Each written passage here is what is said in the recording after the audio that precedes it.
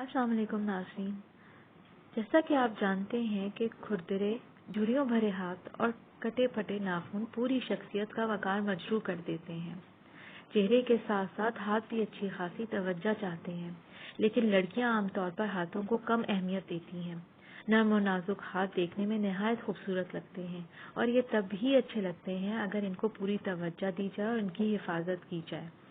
سردیوں میں ہاتھوں کی حفاظت خاص طور پر کی جاتی ہے کیونکہ سردیوں میں ہاتھ نہایت خشک اور ڈرائی ہو جاتے ہیں اور خشک موسم کے باعث نہ صرف جلد خراب ہو جاتی ہے بلکہ ناخن بھی بدرنگ ہونے لگتے ہیں۔ صابن اور ڈٹرجنٹ کا زیادہ استعمال بھی ہاتھوں کے لیے نقصان دہ ثابت ہوتا ہے۔ ہاتھ دھونے کے بعد انہیں کسی اچھے موئسچرائزر کی ضرورت ہوتی ہے، اسی لیے ہاتھوں کو نرم و ملائم اور نازک کس طرح بنانا چاہیے وہ میں آپ کو آج کی اس ویڈیو میں بتاؤں گی۔ پہلا یہ ہے کہ لیموں لے لیں اور اس پر چینی چھڑک کر اسکرب کی طرح ملیے اپنے ہاتھوں پر۔ کچھ ہی دنوں کے استعمال سے انگلیوں کے پور چمک اٹھیں گے۔